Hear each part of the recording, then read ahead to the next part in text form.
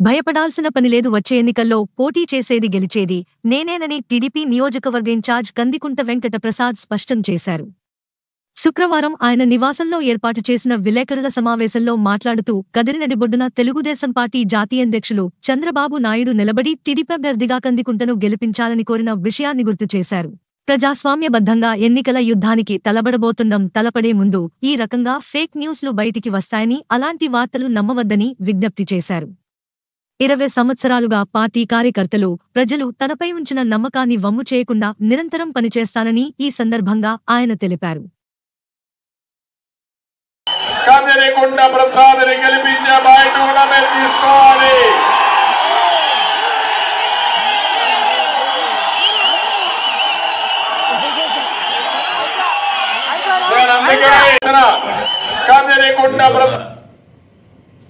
నేను చెప్పదలుచుకున్న రెండు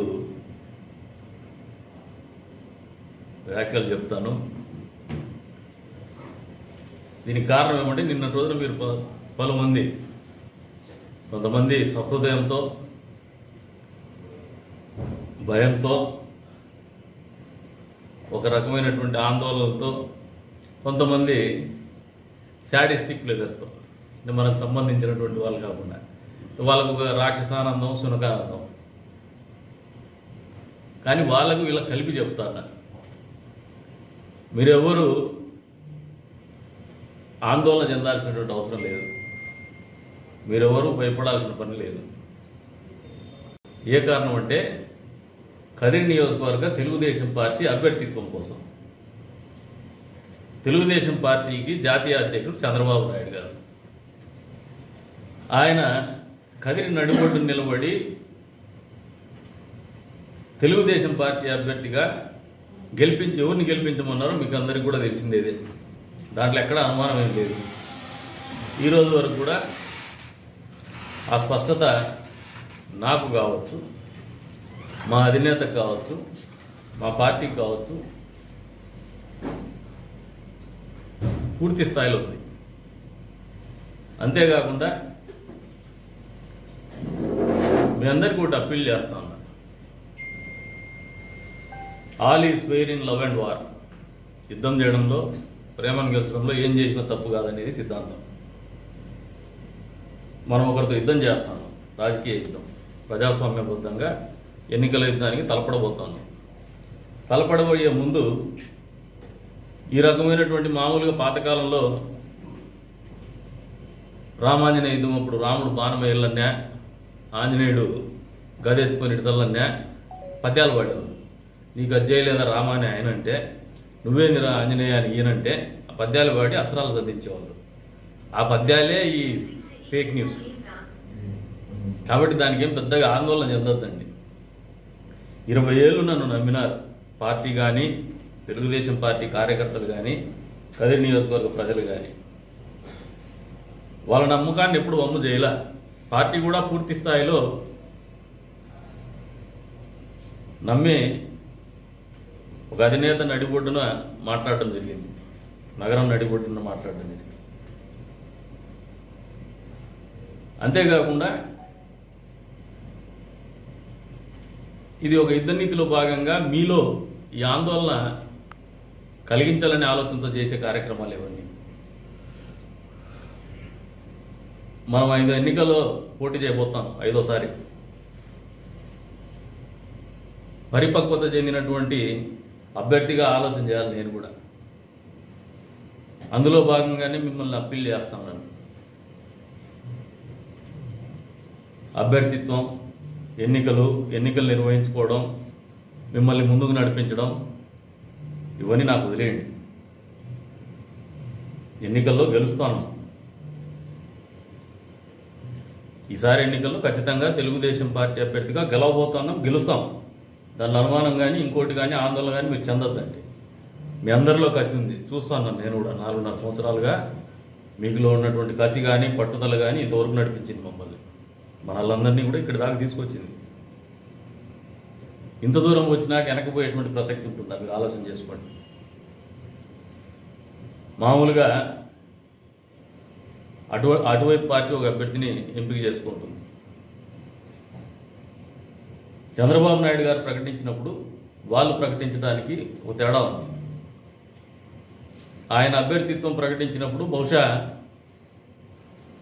క్యాస్ట్, క్రీడ్, క్యాష్ ఈ ఈక్వేషన్స్లో ఆలోచన చేసి ఉండొచ్చు. కానీ తెలుగుదేశం పార్టీ అభ్యర్థిని చంద్రబాబు నాయుడు గారు కదిరి నియోజకవర్గాన్ని ప్రకటించినప్పుడు క్యాస్ట్, క్రీడ్ ఏం చూడలే.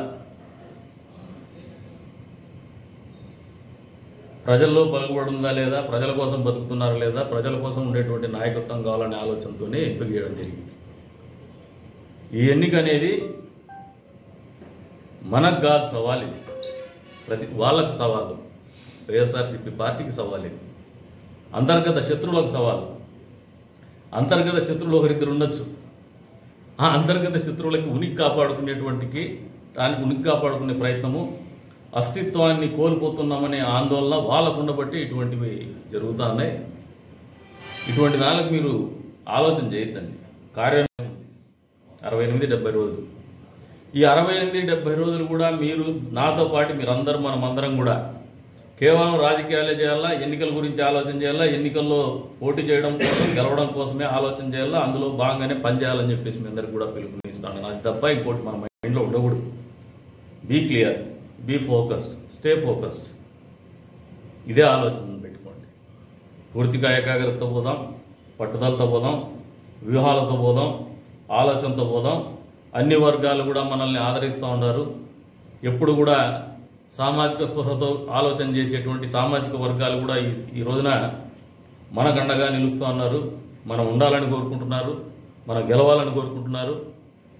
ఇంతకంటే గెలుపు మనకు ఆల్మోస్ట్ ఇప్పటికి మనం నైతికంగా గెలిచినాం. ఎందుకంటే మనల్ని వ్యతిరేకించినటువంటి వర్గాలు కూడా ఈ రోజున మనం ఉండాలని చెప్పేసి కోరుకుంటున్నాయి. మనమే కరెక్ట్ అని చెప్పేసి ఆలోచనలకు వాళ్ళని తీసుకురాగలిగినాం. అది మనం నైతికంగా గెలవడం, ఎన్నికల్లో గెలవడం అనేది ఒక 70 రోజుల్లో ఉంటుంది. నైతికంగా గెలిచినాం. ఆత్మవిశ్వాసంతో ఏం ఆలోచన పెట్టుకోవద్దండి. తొనికిసలాడుతున్నారు ప్రతి ఒక్కరు కూడా. మనలో తొనికిసలాడుతున్నటువంటి ఆత్మవిశ్వాసమే ఎదుటోనికి భయాందోళన కలిగిస్తోంది, అంతర్గత శత్రువులకు భయాందోళన కలిగిస్తోంది. ఆ అంతర్గత శత్రువులు ఏదో ఒక రంగా ఈ గూట్లో చేరుకోవాలా, ఈ గూట్లో మళ్ళీ గుడ్లు పెట్టుకొని పొదుపుకోవాలని ఆలోచనతో చేస్తాను. గుడ్లు పెట్టి ఇంకా ఆ గూతో ఏమేమి చేస్తామో చేస్తాం. Be careful. ఏదో చేసేయడం అయిపోయింది అనుకోవద్దు. ఈ 68 రోజులు ఏం ఆలోచన చేయం. 68 రోజుల తర్వాత మీరు చేసే ప్రతి పనికి ఒక లెక్క ఉంటుంది. ఆ లెక్కలన్నీ ఖచ్చితంగా తేలుతాయి. ఇది ఎవరికి రీచ్ కావాలో వాడికి రీచ్ అయితే మంచిది, వాడు అర్థం చేసుకుంటాడు కూడా.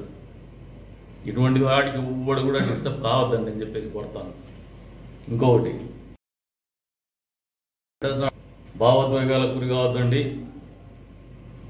ఆవేశాలకు లోను కావద్దండి.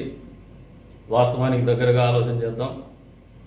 ఈ నియోజకవర్గ సామాజిక భౌగోళిక పరిస్థితుల మీద పూర్తి స్థాయిలో పట్టున్నటువంటి వ్యక్తులుగా ఆలోచన చేద్దాం. బాధ్యత కలిగినటువంటి వ్యక్తులుగా ఆలోచన చేద్దాం. బాధ్యతగా వ్యవహరించి ఎన్నికల్లో గెలుపు